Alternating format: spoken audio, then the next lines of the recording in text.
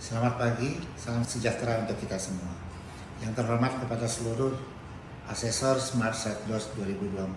Perkenalkan, nama saya Dr. Iskandar Raharjo Budianto, spesialis bedah, subspesialis pediatrik konsultan. Saya merupakan dosen tetap di Fakultas Kedokteran dan Ilmu Kesehatan Universitas Katolik Atmajaya Jakarta. Fakultas Kedokteran dan Ilmu Kesehatan Unika Atmajaya memiliki dua program studi sarjana, yaitu program studi sarjana kedokteran dan program studi farmasi. Sedangkan program studi pasca sarjana memiliki dua program studi, yaitu program magister biomedik dan program profesi kedokteran.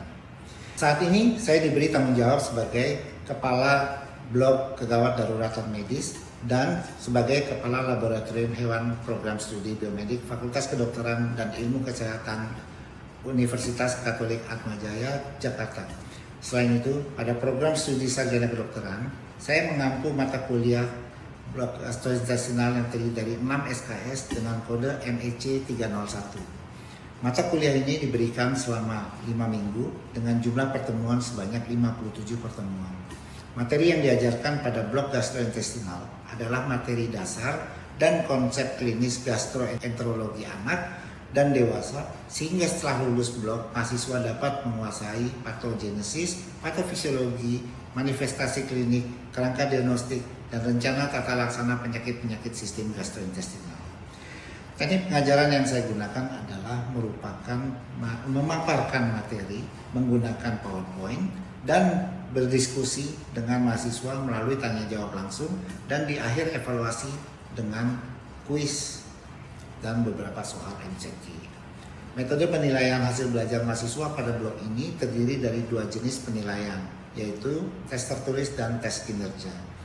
Tes tertulis meliputi ujian tengah blok dan dengan bobot penilaian 20%, kuis dengan beban penilaian 5%, dan ujian akhir blok dengan bobot penilaian 35%. Sedangkan tes kinerja meliputi ujian praktikum dengan bobot penilaian 5% dan skill lab dengan bobot penilaian 15%. Berikut saya sajikan video pembelajaran mata kuliah kedokteran pada blok gastrointestinal Fakultas Kedokteran dan Ilmu Kesehatan Universitas Katolik Atmajaya dengan judul Kelainan Kegawat Daruratan Gastrointestinal pada Bayi. Terima kasih. Ya, selamat pagi semuanya. Saya Dr. Iskandar Budianto. Pagi ini saya akan memberikan materi mengenai kegawat daruratan gastrointestinal pada neonatus. Seperti kita ketahui, dari 10 penyakit terbanyak neonatus, selalu ada kasus-kasus bedah neonatus yang emergensi. Seperti kita lihat dari tahun ke tahun, Atresia ani selalu menempati posisi pertama. Lalu dengan yang lain-lain, yang tulisan merah tersebut adalah kegawat daruratan pada anak. Ya. Kasus pertama pada kegawatan neonatus ini adalah esophageal atresia atau atresi esofagus, di mana kita bisa melihat bahwa pada bayi yang baru lahir itu biasanya memberikan gejala seperti gargling, keluar liur, kemudian selalu tersedak, dan kadang-kadang batuk-batuk dan terus-menerus seperti itu. Kalau kita periksa dari radiologinya, maka kita akan melihat bahwa udara tersebut akan mencapai hanya di cervical 7, torakal 1, torakal 2, torakal 3. Ya, itu akan menentukan seberapa banyaknya, seberapa pendek atau panjangnya atresia segmen esofagus yang tidak terbentuk. Terus kemudian kita bisa melihat apakah atresia esofagus ini memiliki fistel atau tidak dari adanya udara di dalam abdomen. Apabila tidak memiliki fistel, maka dia tidak akan memiliki udara, akan memperlihatkan udara di dalam abdomennya. Tetapi apabila terdapat fistel, yang terbanyak adalah fistel tracheoesophageal, itu dia akan memberikan gambaran udara gaster dan kemudian usus-ususnya. Tergantung seberapa cepat kita membuat pemeriksaan radiologi. Semakin lambat pemeriksaan radiologi dibuat, maka akan semakin banyak gastrointestinal tract yang terisi dengan udara. Ini adalah posisi operasi dari seorang neonatus yang dilakukan penyambungan, di mana dari sini kita melihat adanya segmen daripada yang segmen distal dan segmen proksimal. Lalu setelah terbentuk maka dia akan seperti sambungan anastomosis seperti ini. Ya. Setelah beberapa lama, setelah perawatan kurang lebih 12 hari atau 2 minggu, maka kita akan melihat, menilai kondisi daripada si pasien ini. Biasanya dari drain intratorakalnya produksinya sudah menjadi lebih sedikit atau minimal. Dan pada saat itu kita akan melakukan tes pemberian kontras untuk melihat patensi daripada esofagus tersebut yang kita sambung. Dengan cara seperti ini. Kontras dimasukkan melalui kateter atau NGT, kemudian sambil kateter tersebut dilepas. Nah, kita akan melihat bahwa cairan kontras akan turun dari esofagus proksimal dan sampai ke dalam gaster. Kalau kita melihat gaster sudah terisi dengan kontras tersebut. Ya. Apabila tidak terlihat spillage daripada kontras di sini, maka itu menandakan bahwa sambungan kita paten dan pasien sudah bisa diberi minum pada saat tersebut. Ya. Ada yang tahu apa komplikasi daripada atresia esofagus dengan fistol trakeo-esofageal apabila kita tidak menanganinya dengan cepat? Siapa yang bisa jawab? Bisa ada aspirasi makanan. Aspirasi, ya, susu biasanya, atau yang paling kalaupun sudah dipuasakan, apa yang bisa terjadi? Aspirasi daripada cairan liur, ya, dia masuk kan ada fistol trakeo esofageal, artinya masuk ke dalam trakea, dan dia akan terbatuk-batuk tersebut, ya. Kemudian kasus yang kedua yang cukup banyak juga terjadi pada neonatus, biasanya terjadi pada usia umur 7 sampai 10 hari atau dalam 2 minggu. Bayi yang tiba-tiba yang tadinya bagus, dia tiba-tiba menjadi letargi, sakit berat dan semuanya itu.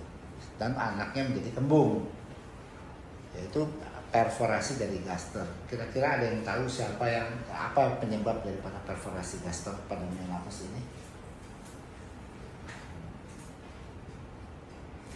Oke, perforasi gaster pada neonatus biasanya terjadi akibat adanya defek muskular pada gaster. Ya, gaster yang tadinya terbentuk oleh beberapa lapis daripada otot itu, dia tidak terbentuk sebagian daripada gaster tersebut. Oleh sebab itu, pada saat gaster berkontraksi, di tempat yang tidak ada muskulus itu akan menjadi locus minoris atau tempat yang lemah, sehingga lama-kelamaan makin tipis dan akhirnya menjadi pecah. Tanda daripada yang khas daripada gaster ini, perforasi gaster, adalah adanya udara bebas yang besar dan banyak dan cepat di sini. Ini kalau kita lihat, ini yang hitam ini adalah udara bebas. Ya, dari berbagai posisi. Kalau dia posisinya tegak, maka dia akan ada airflow level yang sebanyak ini.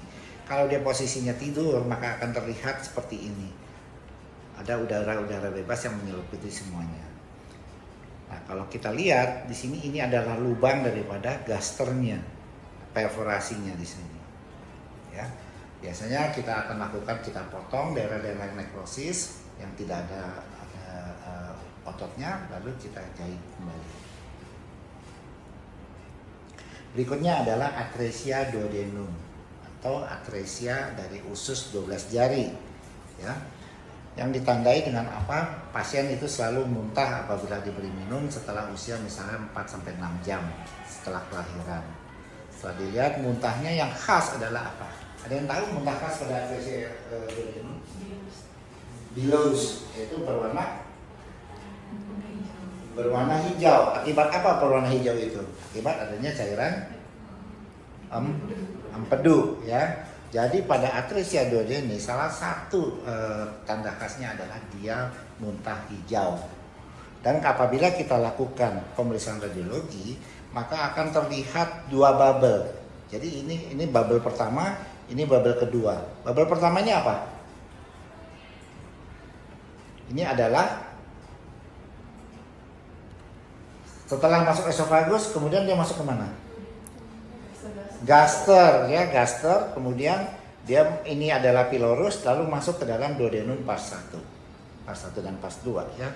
Jadi ini adalah tanda khas daripada duodenum atresia. Apabila diambil dari proyeksi lateral, maka akan terlihat seperti seolah-olah satu bubble, tapi kita melihat intensitas cahayanya berbeda. Satu ada yang lebih hitam daripada yang sebelahnya.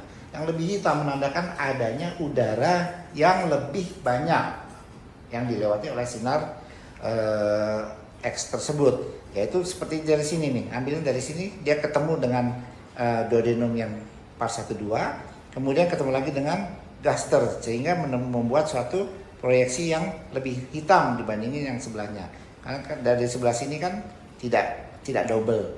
Jadi di sini dia menjadi lebih abu-abu dibandingin yang bagian bawahnya. Ya. Ini penampilan daripada seorang anak dengan atresia duodeni. Ya, tidak ada kembung pada kelainan atresia duodeni. Itu salah satu ciri khasnya. Nah, sekali lagi kita melihat bahwa ini adalah double bubble. Ingat, jadi ciri khas daripada atresia duodeni adalah gambaran double bubble pada radiologinya. Cara memperbaikinya yaitu dengan laparotomi. Kita melihat ini adalah ujung proksimal daripada duodenum. Kemudian kita sambung. Ini yang besar disambung ke yang kecil seperti ini. Nah, kemudian lukanya hanya sebesar ini saja. Ini juga bentuk lain daripada atresia gastrointestinal yang lebih rendah lagi, yaitu atresia jejunal. Pada atresia jejunal maka kita akan melihat lebih dari satu bubble. Dari sini adalah 3 atau 4 bubble. Ya. Bukan duodenum lagi, tapi sudah lebih dari 1-2 bubble, artinya bukan pada duodenum. Dengan penampilan seperti ini. Ini adalah gaster, ini adalah duodenum dan jejunum yang proksimal, dan ini adalah usus-usus yang distal daripada atresia tersebut. Ya, kalau kita dari sampingnya juga kita melihat ada beberapa bubble di sini. Ke bawah lagi yang lebih umum terjadi pada seorang anak-anak yaitu adalah atresia ilial atau atresia ilium. Ya, kita bisa melihat bahwa bubble-nya banyak, usus yang terisi udara lebih banyak, namun bisa terlihat di ujungnya adalah satu loop yang kelihatan seperti lonceng ini, yang merupakan ujung distal petanda dari situ. Ada yang tahu DD daripada atresia ilium apa?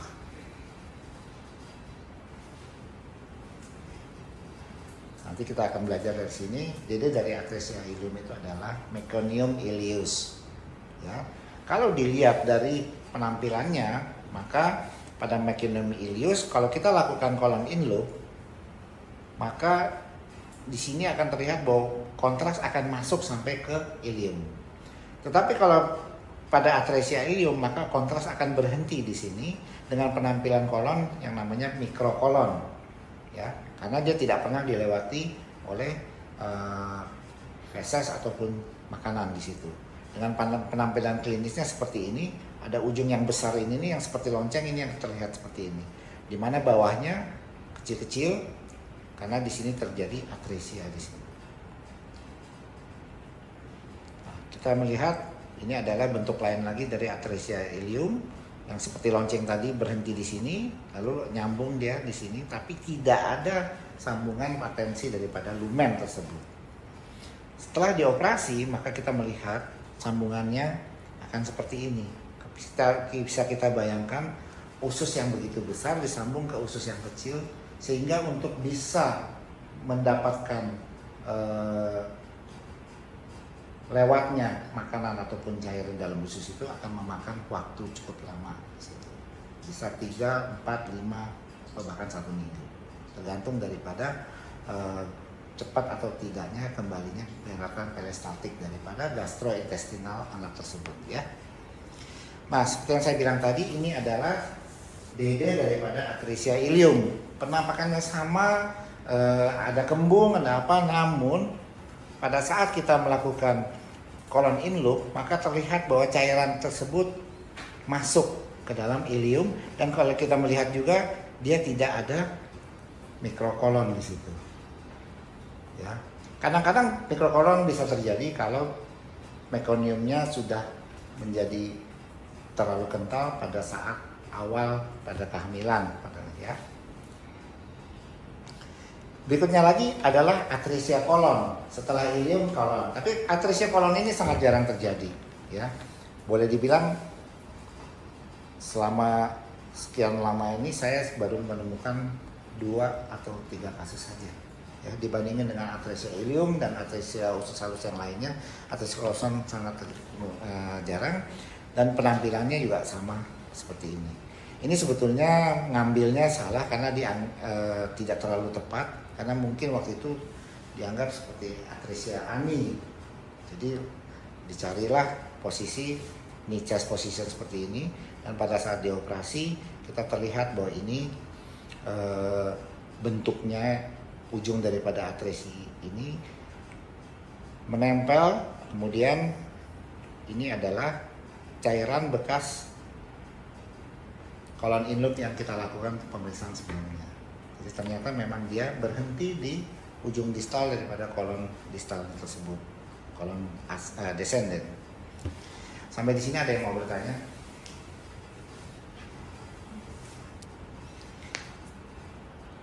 Kira-kira apa yang terjadi kalau seorang bayi menderita atresia kolon?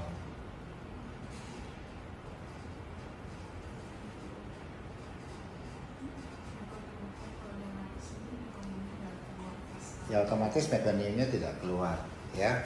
Juga penyerapannya menjadi terganggu, terus akhirnya mana yang lebih kembung? Atresia kolon atau atresia ilial? Atau atresia kolon dengan atresia yeyenal, mana yang lebih kembung? Kolon. Kenapa?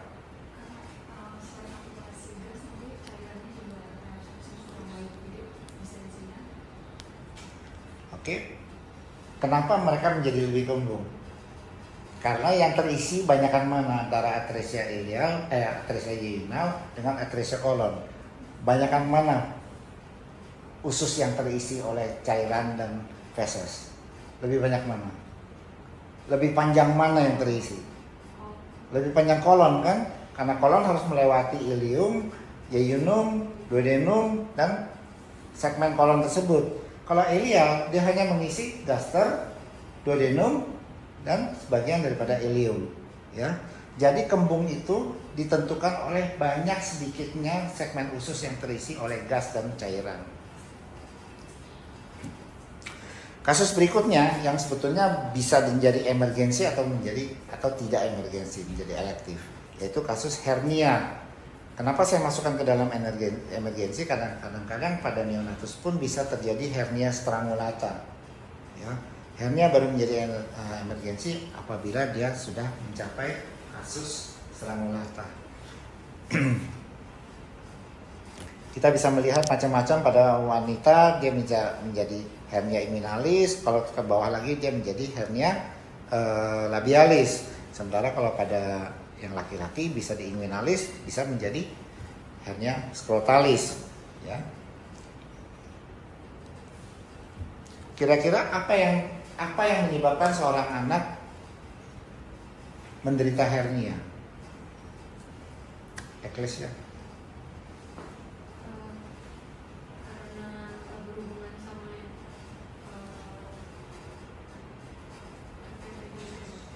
Ada apa?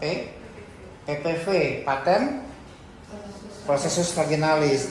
Kenapa bisa terjadi patent processus vaginalis?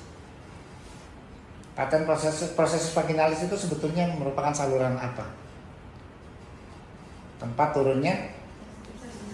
turunnya testis, di mana harusnya proses vaginalis itu akan menutup kapan? Segera setelah testisnya turun, ya.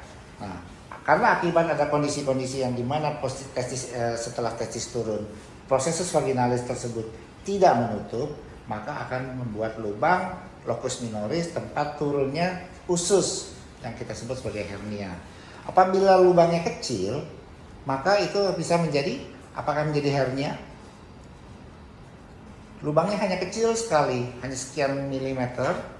Nah, itu akan membuat suatu kondisi apa namanya?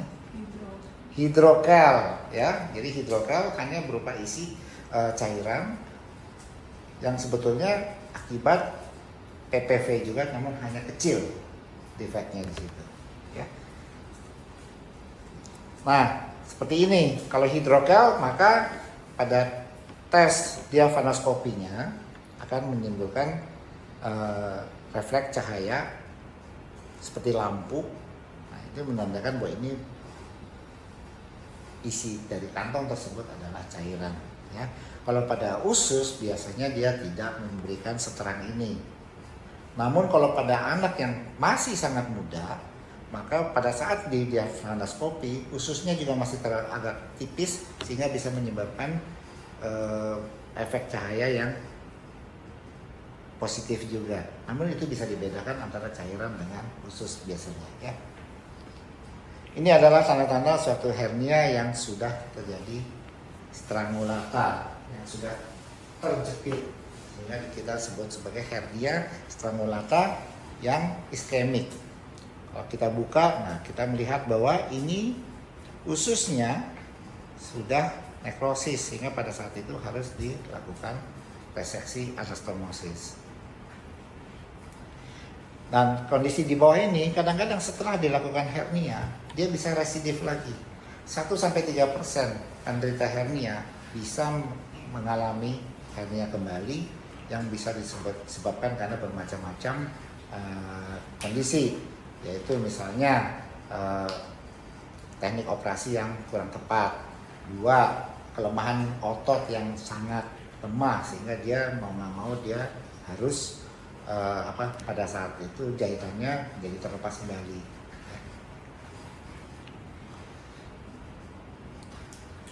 Penanganan pada hernia bisa dilakukan 2 macam. Satu yang dengan cara terbuka yaitu open herniotomy pada anak ya. Kalau pada anak hanya herniotomy, bukan herniografi, karena dia hanya menutup PPV tersebut. Bisa dilakukan dengan terbuka, namun kejelekan atau kekurangan daripada open herniotomy ini adalah dia hanya bisa memperbaiki satu tempat saja karena kita tidak bisa melihat sisi kontralateralnya.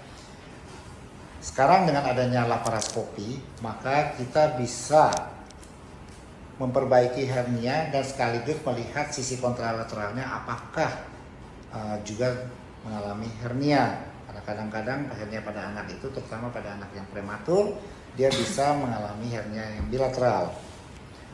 Di sini dengan memasukkan kamera kita bisa melihat sisi sebelah kiri dan sisi sebelah kanan, yang ini kiri, yang ini kanan, dan kita bisa langsung melakukan repair pada kedua sisi apabila ditemukan dua atau hernia bilateral tersebut. Berikut saya akan tunjukkan video mengenai cara melakukan laparoskopi herniotomy. Ya, jadi kita melakukan penjahitan secara sirkuler untuk menutup lubang tersebut.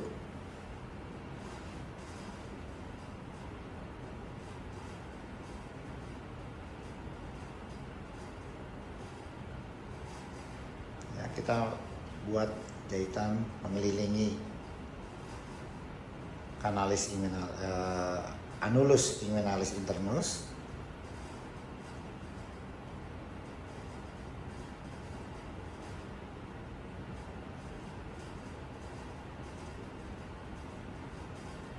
Kenapa pada saat awal kita pelan-pelan? Karena di situ ada vas deferens dan pembuluh darah yang besar. Setelah kita melewati 2 bangunan itu, kita bisa melakukan penjahitan dengan lebih cepat dan lebih berani.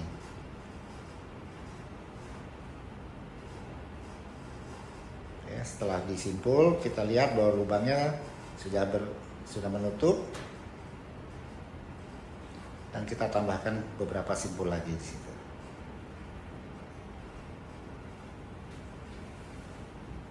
Benang yang kita pakai adalah benang non-absorbable supaya dia bisa bertahan untuk menutup lubang tersebut. Dan hasilnya seperti ini, di mana insisinya hanya di atas, sedikit di atas umbilikus dan di kiri kanan sini, yang dimana setelah beberapa saat maka hampir seperti tidak ada bekas operasi lagi pada anak tersebut. Ya, jadi secara estetika laparoskopi herniotomy ini juga menjadi suatu pilihan yang baik. Terima kasih. kita akan melakukan diskusi lagi pada kesempatan yang berikutnya dan juga memberikan pada kesempatan kuliah topik-topik yang lainnya. Terima kasih semuanya. Saya.